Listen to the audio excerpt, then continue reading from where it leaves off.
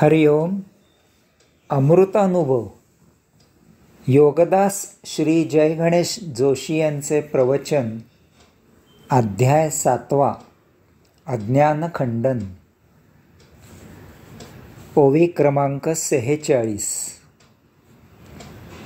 तैसे प्रमाता प्रमेय प्रमाण जे त्रय, ते अज्ञानाचे कार्य अज्ञान नव्हे.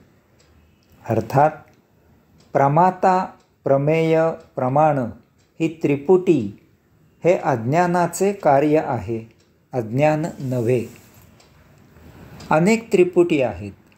माऊली म्हणतात की या अशा त्रिपुटी अज्ञानाचे कार्य आहे, अज्ञान नव्हे. 1. जो जाणून घेणारा असतो तो प्रमाता असतो. येथे आपण मानव प्रमाता आहोत. आपण आत्मपरब्रह्माचे अंश आहोत. यामुळे आपण अर्थातच जड अज्ञान असू शकत नाही. 2. ज्याला जाणायचे आहे तो प्रमेय असतो. येथे आत्मपरब्रह्म प्रमेय आहे. त्याला आपण प्रमाता जाणून घेऊ इच्छितो. अर्थातच आत्मपरब्रह्म जड अज्ञान असू शकत नाही. 3. ज्या योगे जाणायचे असते ते साधन प्रमाण असते. येथे आत्मज्ञान हे प्रमाण आहे. आत्मज्ञान अर्थातच जड अज्ञान असू शकत नाही. अशा प्रकारे प्रमाता प्रमेय प्रमाण ही त्रिपुटी जड अज्ञान नाही. तथापि ही अज्ञानाची कार्ये आहेत. कारण या भौतिक जगतात आयुष्य जगताना लक्षात येते की या विश्वाचा पसारा स्वयंभूपणे सुनियोजित केला जात आहे. याचा अर्थ येथे निश्चितच याचा कोणीतरी नियंता असला पाहिजे आणि तो सर्वेश्वर, परमेश्वर, योगेश्वर असला पाहिजे. तथापि तो जड भौतिक जगतासारखा दृश्य, जड, रूपवान इत्यादी नसल्यामुळे अजाणतेपणे परंतु अत्यंत कुतूहलाने त्याचा शोध घ्यायला सुरुवात झाली. अशा प्रकारे याबद्दल सर्वच अनभिज्ञता असल्यामुळे त्याचा शोध हे अज्ञानाचे कार्य झाले. परंतु त्याला शोधायचे कुतूहल होऊन त्याचा शोध सुरू झाला, म्हणून ते अज्ञान नाही तर अज्ञानाचे कार्य आहे. ओवी क्रमांक 47. म्हणोनी प्रत्यक्षादिकी अज्ञान कार्य विषेखी, न घे असे ये विखी आणू नाही. अर्थात अज्ञानाच्या कार्याने त्याचे विषय सिद्ध न होता ज्ञान प्राप्त होते. यामुळे अज्ञान प्रत्यक्षाने सिद्ध होत नाही. माऊली येथे फार छान समजावून सांगत आहेत. जडाने कधी दुसरे जड सिद्ध होते का? तर याचे उत्तर नाही असेच आहे. कारण एक ठोंब्या दुसऱ्या ठोंब्याचे अस्तित्व सिद्ध करू शकत नाही. याचप्रमाणे अज्ञानाचे कार्य अज्ञान सिद्ध करू शकत नाही. तथापि त्यायोगे त्याच्या विपरीत ज्ञान प्राप्त होते. जसे दुःख कमी झाले की सुख प्राप्त होते आणि सुख नष्ट झाले की दुःख उद्भवते. द्वंद्व एकमेकांच्या विपरीत सिद्ध करत असतात. अशा प्रकारे येथे अज्ञानाच्या कार्याने अज्ञान सिद्ध होत नाही, कारण ते अस्तित्वातच नाही. यास्तव कोणीही न्यूनगंड बाळगू नये. येथे अज्ञान नाही आणि कोणी अज्ञानी नाही. प्रत्येक जण परमज्ञानी आहे, परमात्मा आहे. फक्त याच्या ज्ञानाचा अभाव नष्ट करायचा आहे. त्यासाठी मात्र अध्यात्म, सत्संग, योगाचरण याला अन्य पर्याय नाही. ओवी क्रमांक 48. अज्ञान कार्यपणे घेई जेते अज्ञान म्हणणे, तरी घेताही करणे तयाचेची. अर्थात अज्ञानाच्या कार्यामुळे अज्ञान माहीत होणे शक्य नाही. कारण त्यांच्यात कार्य आणि त्याचे कारण अशी भावना असणे असंभव आहे. अज्ञानाच्या कार्याने अज्ञानाची समज येत नाही. दारू पिऊन मरकटलीला करणाऱ्या दारुड्याला आपण त्यावेळी काय करत आहोत हे समजत नाही. अशा वेळी तो त्या बेहोशीत गटारात लोळत पडतो याची त्याला जाणीवही होत नाही. दारू पिणे या कारणाने मरकटलीला करणे, गटारात लोळत पडणे हे कार्य झालेले असते याची त्याला जाणीव होणे अशक्य असते. दारूची धुंदी उतरल्यावर ज्ञानाने जाण येते की आपण हे असे करायला नको होते.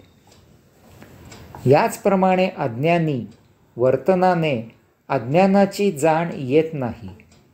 पुढे केव्हा तरी ज्ञानाने जाण येते की आपण हे असे करायला नको. अज्ञानाने अज्ञान नष्ट होत नाही, कारण जे नाही त्याचा नाश होत नाही, तर ज्ञानाने ते अस्तित्वातच नाही ही जाण त्याच्या आभासाचा नाश करते. प्रमाद होताना त्या प्रमादाची जाणीव होत नाही. एरवी प्रमाद होणे शक्य नाही. तथापि प्रमाद करून झाला की जीभ चावली जाते, ज्ञान उदित होते आणि पुन्हा हे असे होऊ नये म्हणून आणाभाका घेतल्या जातात. जड इंद्रियांकडून प्रमाद होत असतात, अज्ञान प्रकट होत असते. अशा या जड इंद्रियांना त्यांच्या अज्ञानाची जाणीव त्यांच्या जडाच्या अज्ञानाच्या अवस्थेत होणे शक्य नसते. त्यासाठी त्यांच्यात ज्ञान प्रकट होणे आवश्यक असते. ओवी क्रमांक 49. स्वप्नी दिसे ते स्वप्न, मा देखता काय आन, तैसे कार्यची अज्ञान केवळ जरी. अर्थात अर्धवट झोपेत स्वप्न दिसते ते पाहणारा कोणी वेगळा नसतो. याचप्रमाणे कार्य केवळ अज्ञान आहे. अर्धवट झोपेत स्वप्न दिसते ते पाहणारा कोणी वेगळा नसतो. स्वप्न अर्धवट झोपेत पडते ते मिथ्या, असत्य, भ्रामक असते. कारण झोपेमधून जाग आल्यावर स्वप्न द्रष्टू जे पाहिले जाते ते नष्ट होतो. त्यात झालेले कार्य, दृश्य, घटना लुप्त होतात. ते पाहणारा द्रष्टा, उपभोक्ताही नाहीसा होतो. आपल्यालाही ज्ञान होते की स्वप्न असत्य होते. माऊली म्हणतात की स्वप्न जितके मिथ्या, असत्य, भ्रामक असते तितकेच ते स्वप्न पाहणाराही मिथ्या, असत्य, भ्रामक असतो. कारण स्वप्नात निर्माण होणारे वस्तुजगत, त्यामुळे निर्माण होत असलेले दृश्य आणि हे सर्व पाहणारा अशी त्रिपुटी मिथ्या, असत्य, भ्रामक असते. उदाहरणार्थ स्वप्नात अन्न खाल्ले तरी जाग आल्यावर पोट भरलेले नसते, कारण तेथील अन्न मिथ्या होते. खात असल्याचा आभास होता, कारण ते खाणाराही भ्रामक होता. स्वप्नात कोणी चाकू मारला म्हणून जाग आल्यावर त्याची जखम झालेली नसते, कारण तो चाकू, तो मारणारा आणि ज्याला मारला तो असे सर्वच मिथ्या, असत्य, भ्रामक होते. याचप्रमाणे कार्य केवळ अज्ञान आहे. या वरील उदाहरणावरून माऊलींना सांगायचे आहे की येथे या विश्वात एकमेव सत्य आहे आणि ते म्हणजे परमचैतन्य, परम ऊर्जा, आत्मतत्व. बाकी सर्व जे काही आहे असे वाटते तो आभास आहे. ते सर्व स्वप्नाप्रमाणे मिथ्या, असत्य, भ्रामक आहे. ते सर्व नष्ट होणारे आहे. आत्मजागृतीची जाग आल्यावर याची जाण येते.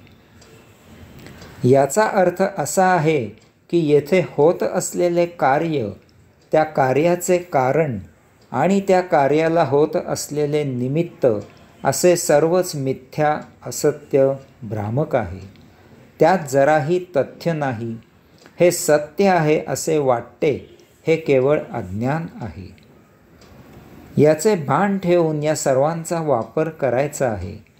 कदापिही त्याच्या कच्छपी लागायचे नाही, त्याच्या जराही आहारी जायचे नाही, कारण हे सर्व विनाश होणारे, काही कालावधी टिकणारे आणि त्या यथा कालावधीनंतर नष्ट होणारे आहे, ते टिकाऊ आहे असे आपल्याला वाटते, हे अज्ञान आहे. याचा आपण संग्रह करतो, तो कायम टिकावा म्हणून कष्ट घेतो. अहो, जेथे हे सर्व करणारा आपला देह पतन होणार आहे आणि पुनर्जन्मात या संग्रहाचा जेथे काहीही उपयोग नाही, त्यासाठी आपले बहुमोल आयुष्य वाया घालवून संग्रह करण्यात काही अर्थ आहे का? या सर्वामुळे भ्रामक भौतिकाच्या उपभोगांची लज्जत आपल्यात संचित होऊन ठाण मांडून बसते. हे असे होते म्हणून आपण अमुक्त राहतो. कारण आपण येथे आत्मा म्हणून जीवन जगत नाही, आपण देह म्हणून आयुष्य जगतो. हा फरक ज्ञानाने ज्याला उमजला, त्याला जीवन कळले, तो जगला, त्याने कैवल्यानंद घेतला. हरिओम.